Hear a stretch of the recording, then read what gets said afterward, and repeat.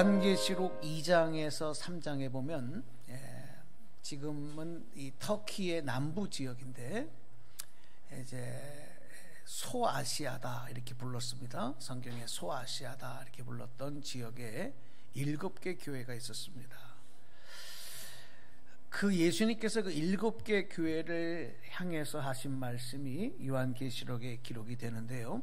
이 소아시아 7교회는 앞에 보여드리는 대로 바로 7개 교회입니다. 에베소, 스무나, 버가모, 두아디라, 사데, 빌라델비아, 라오디게아 교회입니다. 그런데 이 교회들은 각각 다른 도시에 있었고요.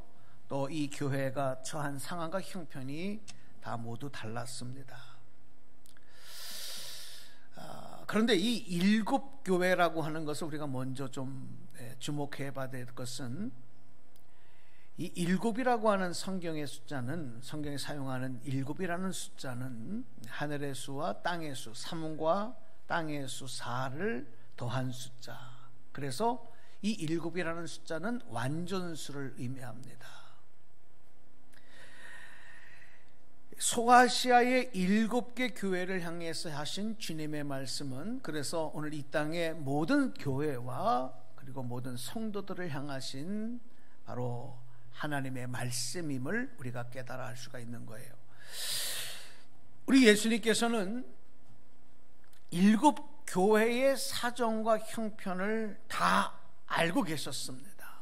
오늘 여러분의 상황과 형편을 다 아시는 것처럼 각각 다른 지역에 다른 형편에 있던 교회들이었지만, 그들의 상황에 맞도록 예수님은 책망하시고 또 칭찬하시고, 그러면서 가장 적합한 교훈을 주고 계시는 것, 이것이 오늘 우리가 다시 한번 귀 기울일 내용인 것입니다.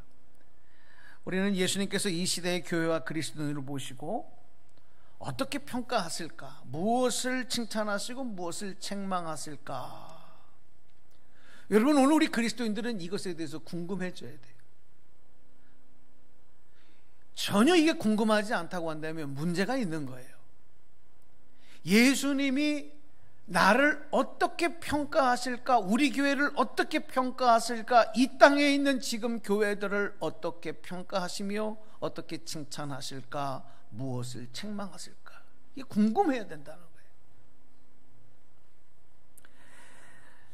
여러분, 우리가 사람에게 칭찬받아도 얼마나 기분이 좋은지 몰라요? 이게 길게 가면 아주 며칠도 가고요, 또 몇 달도 갈 수 있고요, 평생도 갈 수 있어요. 칭찬 한번 제대로 잘 받아서 인생이 바뀐 사람도 있지 않습니까? 이 칭찬의 힘은 대단히 큽니다. 사람에게 칭찬받아도요, 이 위력이 커요. 하물며 하나님의 아들이신 예수님께 칭찬받는다는 것처럼 영광스럽고 큰 축복은 없는 것이지요. 그런데 예수님께서는 성경 말씀에 보니까 사람을 보시고도 그 사람의 믿음을 보고 칭찬하시기도 했고 또 책망하시기도 합니다. 예를 들면 우리가 잘 아는 백부장의 믿음을 보시고 그를 칭찬하시죠. 중풍병에 걸린 친구를 4사람이 들것에 들고 예수님 앞에 데리고 나오는데, 사람들이 너무 많이 모여 있으니까 예수님 앞에 가까이 올 수가 없어요. 그러니까 이 4친구가 이 친구를 들것에 들어서 지붕 위로 올라가요. 그리고 지붕을 뜯고 거기에 줄을 달아서 예수님 앞에 이 친구를 내립니다. 환자를 내립니다. 예수님이 그 모습을 보시고 그 친구들의 그 믿음을 보시고 그 열정을 보시고 칭찬하시고 그 환자의 병을 고쳐주셨고 그들에게도 귀한 축복을 선언해 주셨어요. 반대로 예수님께서 책망하신 사람들도 있습니다. 대표적으로 당시 유대교의 지도자들을 책망하셨습니다. 성전에서 장사하는 사람들을 책망하시고 꾸짖으셨습니다. 믿음 없는 자들을 책망하셨고, 세상의 것을 포기하지 못하고 더 사랑하는 사람들의 또 겉과 속이 다른 위선적인 모습들, 또 사람들의 욕심들, 이런 것들을 예수님은 책망하셨던 것입니다. 사랑하는 여러분, 우리 하나님은 어떤 하나님이에요? 한번 다 따라서 합시다. 중심을 보시는 하나님. 하나님은요, 우리의 그 속 깊은 곳까지 다 꿰뚫어서 꿰뚫어 알고 계시는 분이에요. 그래서 우리 생각까지도 다 아시고 우리의 마음속까지도 다 아셔요. 하나님 앞에서 그래서 우리는 벌거벗은 자같이 우리의 수치와 우리의 부끄러움을 숨길 수가 없어요. 그런데도 우리가 착각하고 살 때가 많아요. 정말 우리가 주의하고 조심해야 할 것은 하나님께서 우리를 평가하시고 칭찬하시고 책망하실 수는 있지만 우리가 정말 조심할 것은 우리가 하나님을 평가할 수는 없어요. 어떨 때는 우리 안에 나도 모르는 교만이 들어와서 하나님을 평가하고 하나님에게 점수 매기기를 하려고 할 때도 있고요, 주님의 몸된 교회를 내가 평가하고 또 내가 점수 매기기를 하려고 할 때도 있어요. 의도적인 것이 아니라 나도 모르게 내가 칭찬하고 내가 책망하고 내가 점수 매기는 것, 이것은 내 안에 나도 모르는 사이에 들어온 교만이 나로 하여금 그렇게 하는 거거든요. 여러분, 왜냐하면 우리가 왜 그런 것들을 경계하고 주의해야 되냐면 우리가 아무리 믿음이 좋다 하더라도 우리의 믿음이 완전한 믿음이 될 수가 없습니다. 우리는 완전한 존재가 아니기 때문에 그렇습니다. 완전한 존재가 아닌 우리가 완전하신 하나님을 평가할 수 있다고 하는 것은 이건 대단히 교만된 모습이다. 우리는 다만 그런 좋은 믿음, 성숙한 믿음이 되기를 소망하면서 한 발짝 한 발짝 믿음의 걸음을 걸어 나가는 것이고 또 믿음의 계단을 한 계단 한 계단 올라가는 것뿐이지, 그렇다고 해서 완성되는 믿음은, 완전한 믿음을 가질 수는 없어요. 그래서 여러분, 오늘 우리에게는, 저와 여러분 우리 모두에게는 예수님께 칭찬받는 모습도 있을 것이고 반대로 책망받는 모습도 있을 것입니다. 예수님의 수제자였던 베드로를 보더라도 예수님께 칭찬받는 모습이 나타나요. 그렇다고 베드로가 칭찬만 받습니까? 칭찬받은 것보다 책망받은 일이 훨씬 더 많아요. 꾸지람을 들은 일이 더 많아요. 그러나 여러분, 요한계시록의 말씀에 보니까 어떤 말씀이 있느냐 하면 예수님께서 책망하시는 것은 내가 사랑하는 자를 책망하여 징계하노니 그러므로 내가 열심을 내라, 회개하라. 요한계시록 3장 19절에 보니까 그렇게 기록을 해놓으셨어요. 사랑하시기 때문에 책망한다는 거예요. 그렇습니다.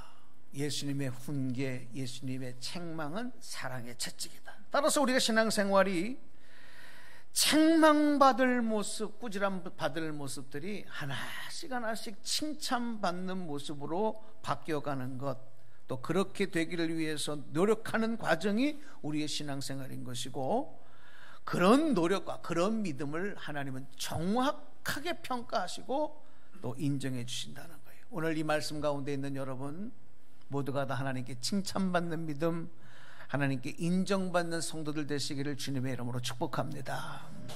이 소아시아 7교회 중에 보니까 7교회 중에서도 칭찬만 들은 교회가 있고 또 어떤 교회는 책망만 들은 교회도 있고 칭찬과 책망을 다 같이 받은 교회들도 있어요. 대표적으로 빌라델비아 교회는 칭찬만 받은 교회였어요. 반대로 라오디게아 교회는 책망만 받은 교회였던 것입니다. 자, 라오디게아 교회가 있던 지역은 무역의 요충지입니다. 아주 모든 것들이 다 번성하고 그리고 물자들이 또 풍성했던 것입니다.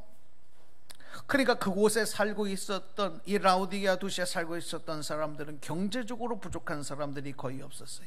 그러다 보니까 그들의 믿음이 나태해지고 안일해졌어요.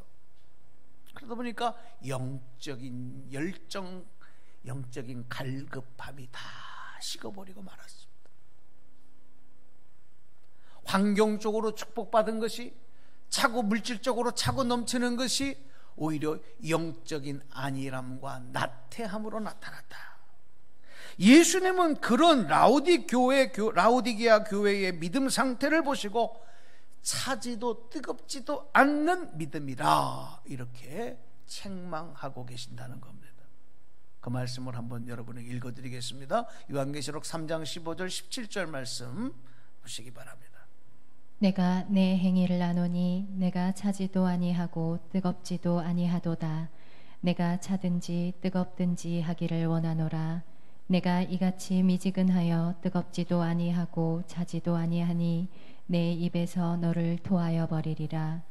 내가 말하기를 나는 부자라 부요하여 부족한 것이 없다 하나 내 곤고한 것과 가련한 것과 가난한 것과 눈먼 것과 벌거벗은 것을 알지 못하는도다. 아멘. 우리가 중심을 보고 계시는 하나님 앞에서 날마다 내 자신의 믿음과 내 영적 상태를 돌아보고 또 말씀과 기도로 살아가기를 힘쓰고 또 성령 충만해야 되는 이유는 뭐냐? 바로 여기에 있습니다. 라오디게아 교회가 책망받는 이유에 대해서 우리가 안다면 바로 이런 우리가 영적으로 분발하지 아니하면 안 되겠다. 이런 내용들을 우리가 깨닫게 되는 것입니다.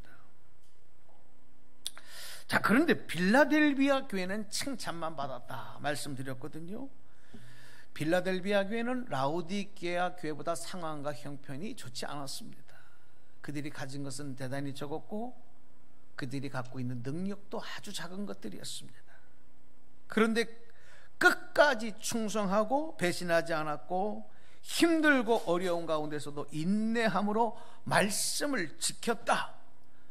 우리 하나님은 그런 이 빌라델비아 교회를 인정하시고 칭찬해 주셨어요. 그 말씀이 또 요한계시록 3장 8절에 또 요한계시록 3장 10절에 있어요. 계속해서 읽어드리겠습니다. 내가 내 행위를 아노니 내가 자등 능력을 가지고서도 내 말을 지키며 내 이름을 배반하지 아니하였도다. 내가 나의 인내의 말씀을 지켰은즉 내가 또한 너를 지켜 시험의 때를 면하게 하리니 이는 장차 온 세상에 임하여 땅에 거하는 자들을 시험할 때라. 아멘. 여러분, 오늘 이 말씀을 좀 들으시면서 우리가 그런 마음을 가져야 돼요. 그런 결단이 있어야 돼요. 하나님께서 인정하시고 축복하시며 또 책망하시고 꾸짖는 그 내용이 무언가, 그리고 그 기준이 무엇인가, 이것을 깨닫고 여러분의 삶에 이것을 잘 적용하시고 실천하셔서 다시 한번 여러분 칭찬받고 인정받는 그런 믿음 여러분의 인생 되시기를 주님의 이름으로 축복합니다. 예, 우리 찬양하고 말씀 이어가도록 하겠습니다. 자, 오늘 이 마가복음 말씀을 통해서 우리가 읽은 또 우리에게 들려주신 말씀은 우리가 보통 부자 청년 관원의 이야기다 이렇게 알고 있는 그런 이야기가 오늘 마가복음에도 기록이 되고 있어요. 어느 날 한 사람이 급하게 예수님께 달려와서 그 앞에 꿇어 앉아 이렇게 물었습니다. 그런데 이 마태복음에 누가복음에 보면 이 한 사람이 바로 청년이었고 또 부자였고 이스라엘의 관원이었다 이렇게 밝히고 있습니다. 자, 이 청년이 예수님께 묻습니다. 선한 선생님이여, 내가 무엇을 하여야 영생을 얻을 수 있습니까? 내가 무엇을 하여야 영생을 얻을 수 있습니까?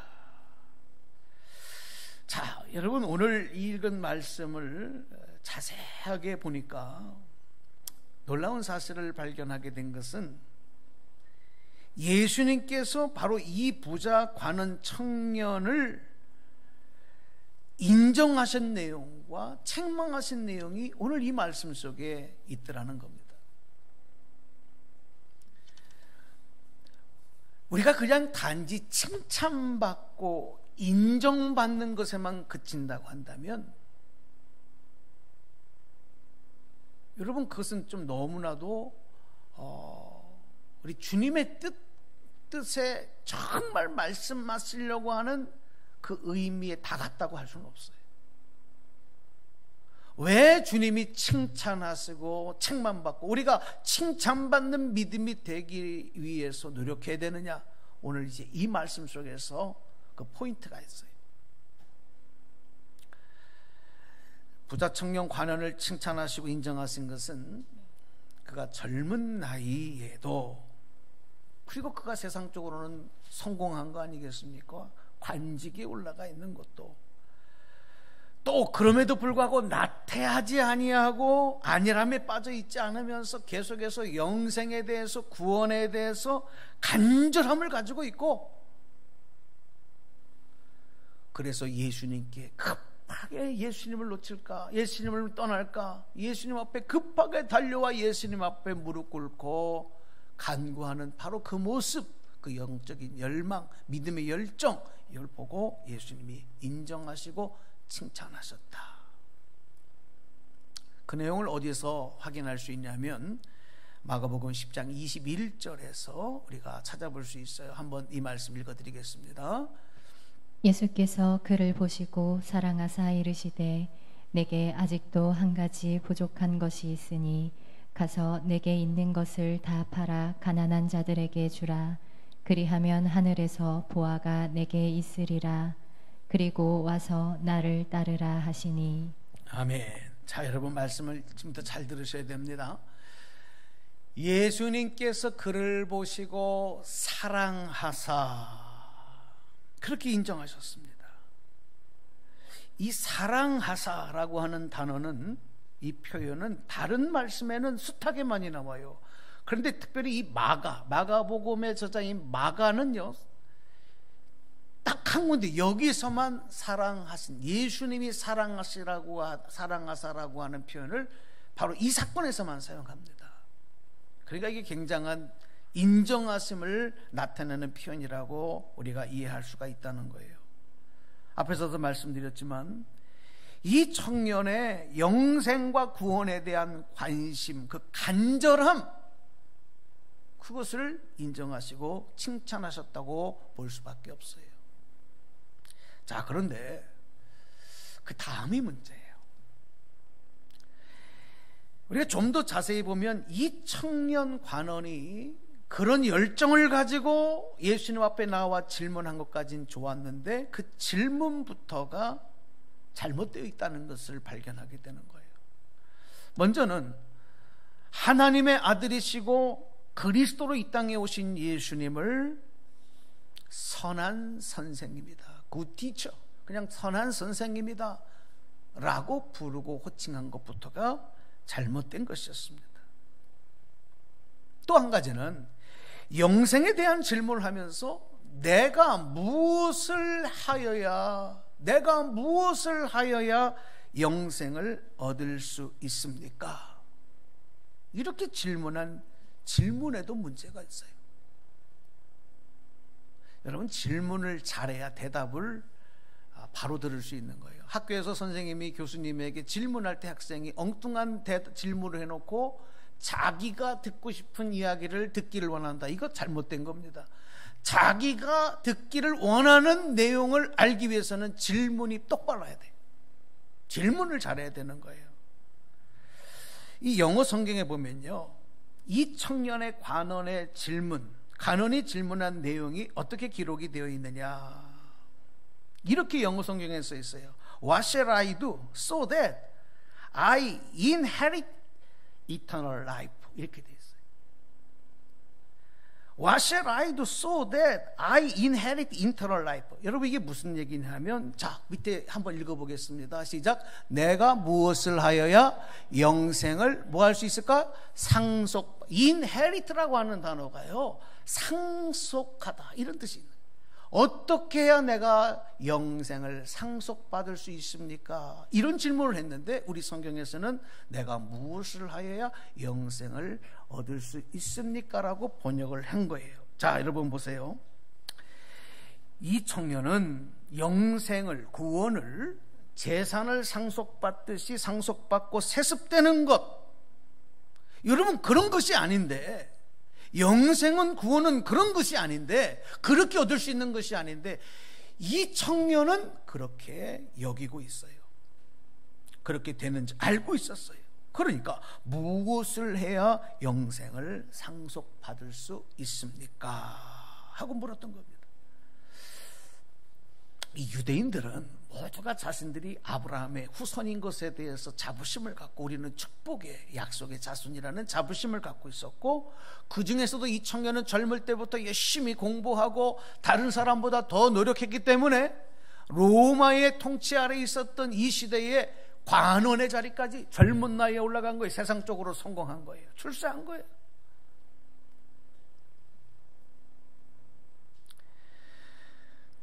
그리고 또한 그는 어릴 때부터 모세의 계명, 즉 율법의 말씀들을 철저히 지키는, 하나님을 온전히 믿으려고 노력하는 신앙생활을 지금까지 해왔다는 겁니다. 어디 하나에서도 이 청년에게 단점을, 흠을 잡을 수가 없어요. 여러분, 젊은 날에 이러기가 쉽지가 않습니다. 그러니까 이 청년은요, 다른 사람보다도 훨씬 더 열정과 믿음과 노력, 이 행위로 살아가는 데 있어서는 최선을 다한 사람이었다. 그래서 예수님께 질문하기를, 또 내가 무엇을 해야 영생을 상속받을 수 있냐고 묻고 있는 것입니다. 다시 말하면 이 청년관원은 율법이 말하고 있는 대로 행위로 영생과 구원을 얻을 수 있다고 이미 믿고 확신하고 있고, 더 확실한 행위가 뭡니까? 영생을 얻고 구원을 얻기 위해서는 더 확실하게 할 수 있는 일이 뭡니까? 어떤 일을 해야 합니까? 라고 묻고 있는 거예요. 오늘 말씀을 좀 여러분 이해가 되시나요? 예. 근데 예수님께서 이 청년 간원에게 말씀하시는데, 모세의 10계명, 그러니까 우리가 모세에게 주셨던 10계명의 말씀 중에서, 자, 오늘 성경에도 본문에도 기록되는데 5계명에서 10계명까지의 계명만 말씀을 하셔요.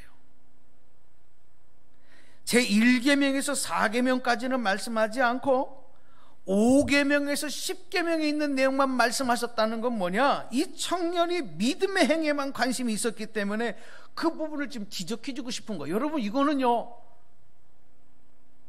깊이 깨닫지 아니하면 잘 알 수 없는 내용이에요.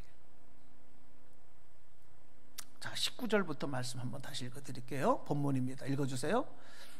내가 계명을 안 하니 살인하지 말라, 간음하지 말라, 도둑질하지 말라, 거짓 증언하지 말라, 속여 빼앗지 말라, 내 부모를 공경하라 하였느니라. 아멘.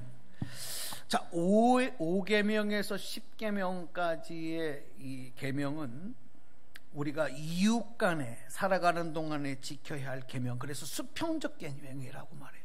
인간관계 속에서 지켜야 할 도리들, 계명들. 그런데 1계명에서 4계명까지는 우리와 하나님과 우리와의 관계 속에서 지켜야 할 계명, 그래서 수직적인 계명인데, 이 1에서 4계명은 말씀하지 않고 수평적 계명, 5계명, 10평까지 그 계명만 말씀하고 있는 것.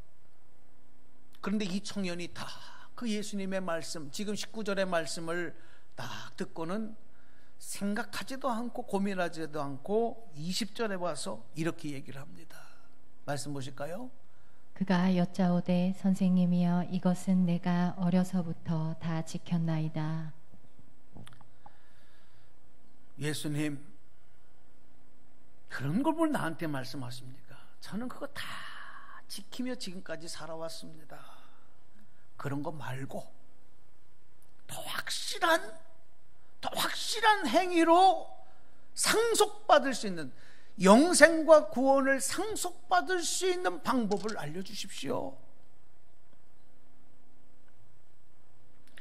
그러니까 예수님께서 이 청년 관원의 이 강렬한 열정과 소망을 인정하지 않는 게 아니에요. 인정하시는 거예요. 그러니까 사랑하사, 야, 이 청년 참 대단하다, 이 사람 참 대단하다, 안일함과 나템에 빠져있던 저 라우디게아 교회와 성도들 같지 않구나, 야, 참 대단하다. 그러니까 사랑하사. 그러면서 그럼에도 불구하고 영생과 구원과 관계에서 불안해하고 확신을 갖고 있지 못하는 그 이유를 깨닫게 하시기 위해서 예수님께서 들려주신 얘기가 21절에 나오는 말씀인 거예요.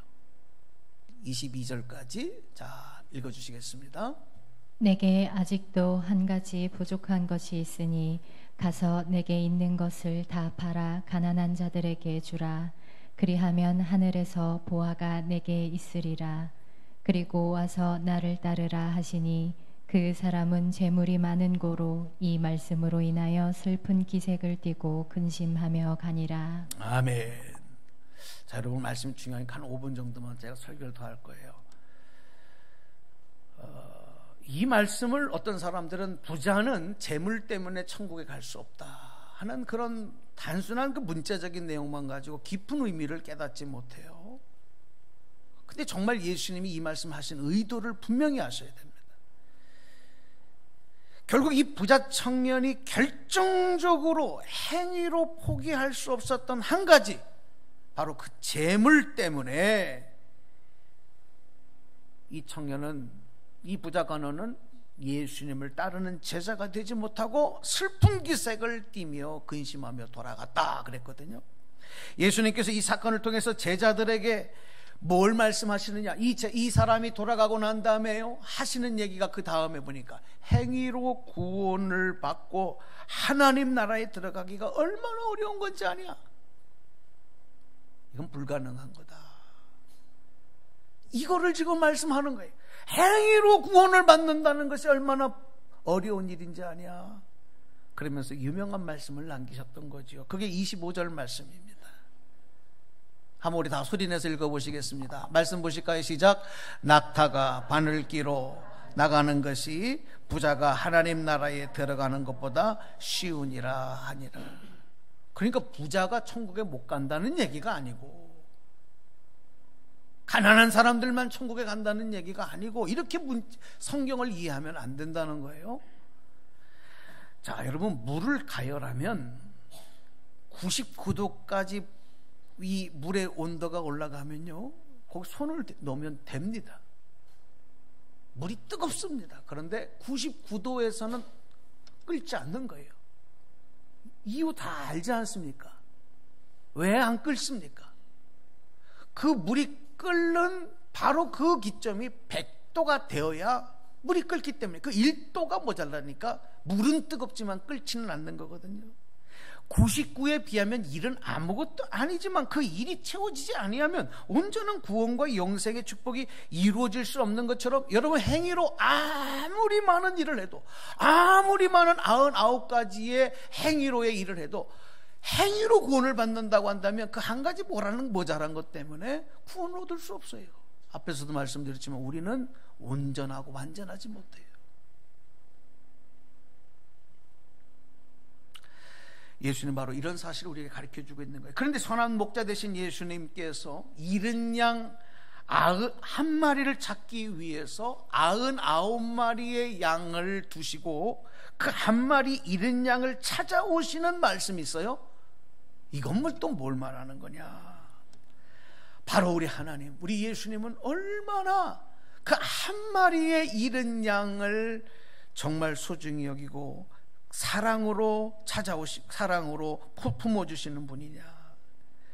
여기에서 우리가 또 더불어서 우리가 한번 적용해 볼 수 있는 말씀은 그거예요. 99가지 행위로가 아니라 하나님의 사랑으로, 은혜로 되어지는 것이다. 영생과 구원은 하나님의 사랑과 은혜로만 되어지는 것이라는 것을 우리에게 가르쳐 주시는 대목이다. 이렇게 적용해 볼 수도 있습니다. 오늘 말씀을 이제 맺어 드릴게요. 결국 주님의 책망과 칭찬, 우리 주님의 칭찬과 책망은 결국 완전한 구원을 이루시고 영생을 우리에게 허락해 주시기 위한 하나님의 사랑의 표현이라는 겁니다. 그러니까 칭찬받았다고 우리가 너무 우쭐해서 교만해질 것도 없고, 또 책망받았다고 해서 너무 우리가 슬퍼하며 그리고 괴로워할 필요도 없고, 이것이 하나님이 우리를 구원하시기 위한 사랑의 편이구나. 우리의 노력과 우리의 행위만 가지고는 완전한 구원에 이룰 수가 없는 거구나. 오늘 이 말씀 듣는 여러분들은 확실하게 깨닫고 고백하시기를 주님의 이름으로 축원합니다. 내가 가진 것과 행위로는 천국에서의 영생과 구원을 살 수도 상속받을 수도 없는 거예요. 부자 청년이 가지고 있었던 바로 그 재물이 구원과 영생과 관련해서는 무용지물이었고 오히려 방해물이 되었어요. 그러니까 예수님이 그 재물, 그것을 팔아서 가난한 자들에게 나눠주고 와라. 왜? 그것이 너로 하여금 구원받고 영생에 이르게 하는데 방해물이 되기 때문에. 근데 여러분, 그것이 재물만이 아닙니다. 어떤 분들에게는 재물이 될 수 있겠지만 어떤 분들은 다른 내용들이 될 수 있어요. 그걸 여러분들이 기도하면서 빨리 깨달으셔야 돼요. 그것을 포기하지 아니하면 주님을 따를 수 없다. 행위로만 안 된다.